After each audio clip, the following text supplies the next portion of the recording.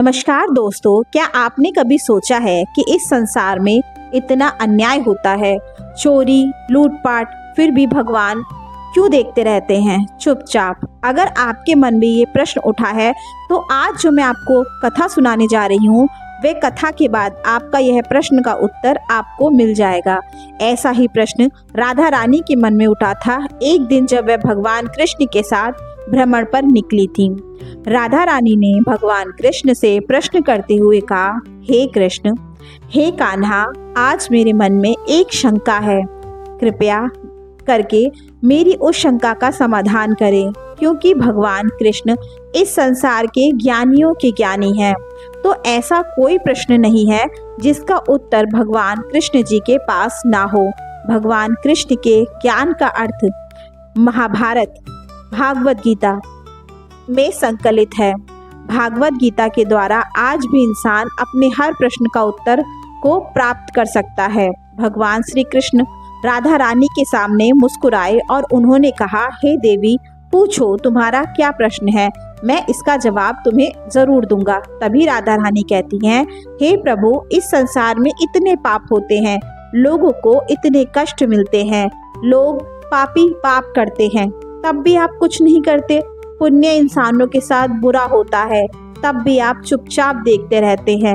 आखिर आप ऐसा क्यों करते हैं? कृपया मुझे इसका कारण बताएं। भगवान श्री कृष्ण कहते हैं, हे देवी, मैं तुम्हें एक कथा सुनाता हूँ। इस कथा को बिल्कुल ध्यान पूर्वक सुनना। और दोस्तों, मैं आपसे भी विनती करती हूँ कि आप इस कथा को पूरे ध्यान पूर्वक सुनिएगा, क्योंकि यह कथा भगवान श्री कृष्ण ने राधा रानी को सुनाई थी।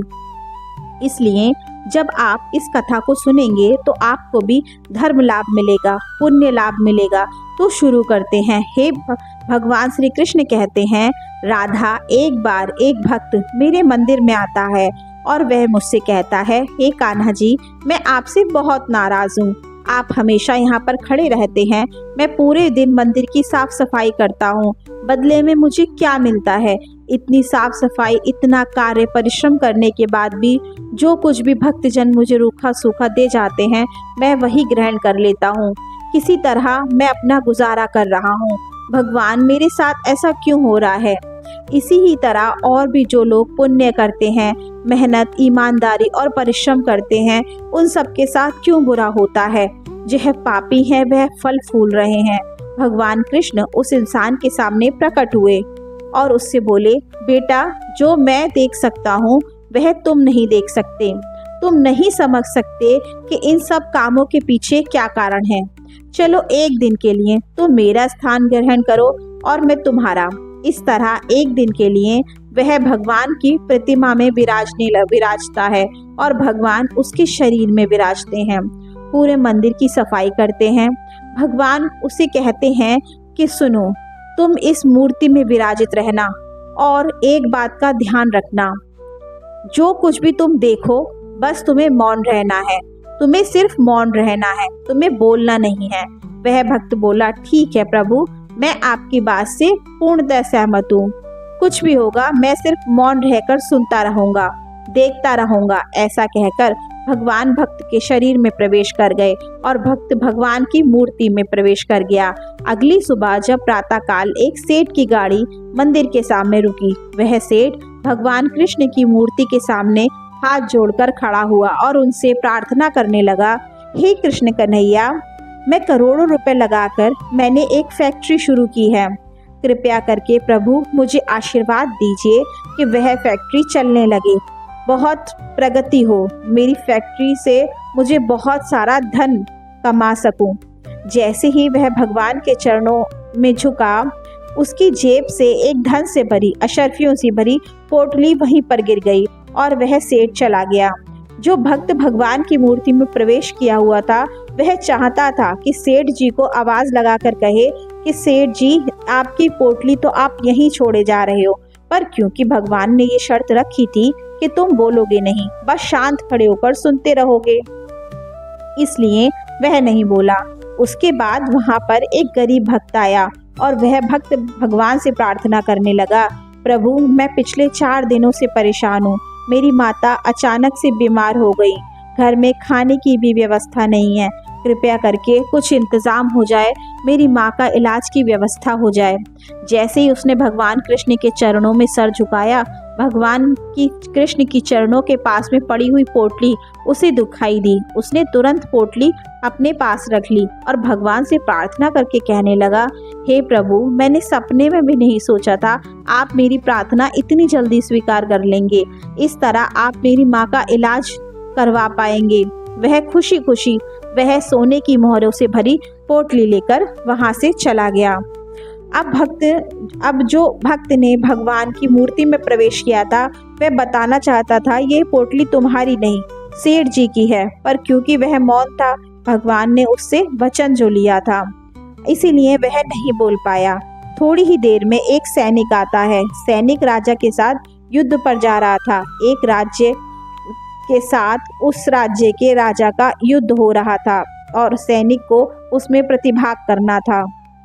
इसीलिए सैनिक भगवान के श्री कृष्ण के चरणों में सर झुकाने के लिए, उनका आशीर्वाद लेने के लिए मंदिर आया। वह भगवान से प्रार्थना करता है, हे प्रभु, मैं सकुशल अपने घर लौट आऊं। मैं युद्ध में जा रहा हूँ, मेरा जीवन बच जाए। ऐसा कहकर वह भगवान से प्रार्थना करने लगा। तभी वहाँ पर कुछ अन्य सैनिक हाथों में भाला लिए वहाँ पर प्रवेश करते हैं। उनके साथ वही सेठ जी होते हैं जिनकी पोटली मंदिर में छूट गई थी। वह कहते हैं, जरूर मेरे बाद यही सैनिक आया था, इसी सैनिक ने मेरी धन की पोटली ली होगी। अब वह सैनिक जो सेठ जी के साथ आते हैं, वह सैनिक उस सैनिक को जो भगवान से प्रार्थना करने के लिए आया हुआ था, उस सैनिक को पकड़ कर ले जाते हैं। इस तरह पर उस समय जो मूर्ति में प्रवेश किया हुआ था भगवान कृष्ण का भक्त, वह चिल्लाने लगा और चिल्लाते हुए बोला, अब उससे रहा नहीं गया कि रुको सेठ जी, यह निर्दोष है, इसने नहीं ली है आपकी पोटली लेने वाला कोई और व्यक्ति है। वो इससे पहले आया था, गरीब आदमी, उसने आपकी पोटली ली है, यह बेचारा तो निर्दोष है। इस तरह उसने अपने वचन को तोड़ दिया। तभी सेठ जी ने उस गरीब आदमी को बंदी बनवा लिया, उसके घर से पैसे प्राप्त कर लिए जो उसने वहां पोटली से लिए थे। शाम हो गई, भगवान कृष्ण आए और उन्होंने कहा, बताओ आज तुम्हारा दिन कैसा रहा। उन्होंने कहा, भगवान, आज मैंने अन्याय होने से बचा लिया। देखिए, आप नहीं बचा पाते हैं, पर मैंने अन्याय होने से बचा लिया।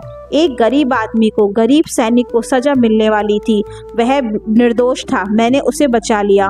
भगवान ने कहा, बेटा, तुमने उसे बचाया नहीं, तुमने एक पाप कर्म कर लिया है। वह पोटली वास्तव में उस गरीब आदमी के लिए ही मैंने रखी थी, क्योंकि सेठ जी ने बहुत सारा गरीबों का दर्द दे के, गरीबों को सता कर बहुत सारा जो धन कमाया था, उस धन में से वह धन उस गरीब का ही अधिकार था। उसकी माँ के इलाज के लिए ही मैंने वहाँ पोटली उससे गिरवाई थी, पर तुमने सारा काम खराब कर दिया। तुमने अपना वचन भी तोड़ दिया जो तुमने मुझे वचन दिया था। दूसरी बात यह है कि जो धन सेठ ने अर्जित किया था, वह गरीबों का दिल दुखाकर किया था। इसी के कारण तुमने यह पुण्य का कार्य नहीं, पाप का कार्य किया है। दूसरी बात, सैनिक जो युद्ध में जा रहा था, अगर वह बंदी न बनाया जाता तो आज उस सैनिक की मृत्यु हो जाती। मैंने उस सैनिक की जान बचाने के लिए यह योजना बनाई थी, जिसको तुमने खराब कर दिया। इसी के साथ साथ तुमने मेरी सारी व्यवस्था खराब कर दी। तुम नहीं जानते, इंसान सिर्फ वही देखता है जो उसकी नज़रों के सामने घटित हो रहा है, पर उसके पीछे क्या घटित होता है, क्या मंशा होती है, स्थिति और मन स्थिति कैसी होती है, कैसी बनानी होती है, ये सब निर्धारित मैं करता हूँ। इसीलिए ईश्वर होना आसान नहीं है। ईश्वर की लीला को सिर्फ ईश्वर ही जान सकते हैं। ऐसा भक्त ने कहा, हे कान्हा, मुझे माफ़ कीजिए, मुझे क्षमा कीजिए, मैंने आपके मंशा को संदेह की दृष्टि से देखा। आज के बाद मेरे मन में यह विचार कभी नहीं आएगा। आप त्रिकालदर्शी हैं, आप आज, आने वाले कल और वर्तमान भूत सभी को जानने वाले हैं। हम इंसान सिर्फ आज वर्तमान को देखकर आप पर दोषारोपण करते हैं, आपकी मंशा पर शक करते हैं, क्योंकि हम भविष्य को नहीं जानते। इसी के कारण हम यह सोचते हैं कि आप हमारे साथ गलत कर रहे हैं, जबकि भगवान इंसान को आने वाली चुनौतियों के लिए तैयार करने के कारण कष्ट देते हैं, ताकि वह इंसान का भविष्य उज्जवल कर सकें, पर इंसान इस बात को नहीं समझ पाता। भगवान श्री कृष्ण मुस्कुराते हुए कहते हैं, हे भक्त, मैं तुम्हें एक रहस्य की बात बताता हूँ। जब तक इंसान इस संसार के लोगों से उम्मीद रखता है, मांगता है, मदद की गुहार लगाता है, तब तक मैं उसकी मदद नहीं करता। जिस दिन वह सब कुछ छोड़कर सिर्फ मेरी शरण में आता है, सिर्फ मुझसे उम्मीद रखता है, मैं दौड़ा दौड़ा नंगे पैर भी उसकी मदद के लिए पहुंच जाता हूं। जिस तरह द्रौपदी जब तक यह सोचती रही कि उसे सभा में बैठे हुए गुरु द्रोणाचार्य, महान गुरु और उसके पितामह आदि उसकी लाज की रक्षा करेंगे, तब तक वह उनको पुकारती रही। उसने समझा कि उसके 5 पतियों के बल पर उसे भरोसा था, तब तक मैंने उसकी मदद नहीं की। पर जैसे ही उसने सबका आसरा छोड़कर सिर्फ मुझे पुकारा, मैं तुरंत ही उसकी लाज बचाने के लिए पहुंच गया।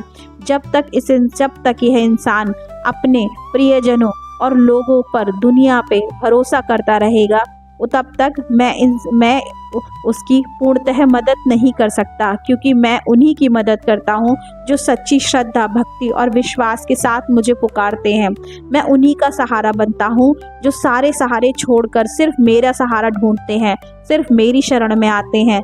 तब मैं सब कुछ छोड़कर उनका सहारा बनकर उनकी नैया को पार लगाता हूँ।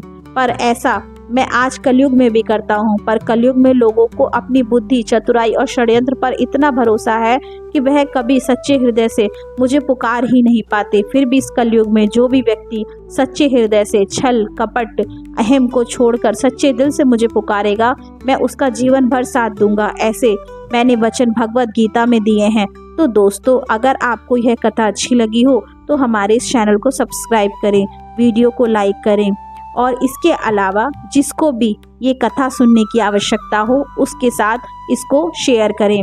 इसी तरह की पौराणिक, धार्मिक और जीवन को दिशा देने वाली कथा के साथ मैं शिवी फिर से हाजिर हो जाऊंगी। तब तक के लिए जय श्री कृष्ण।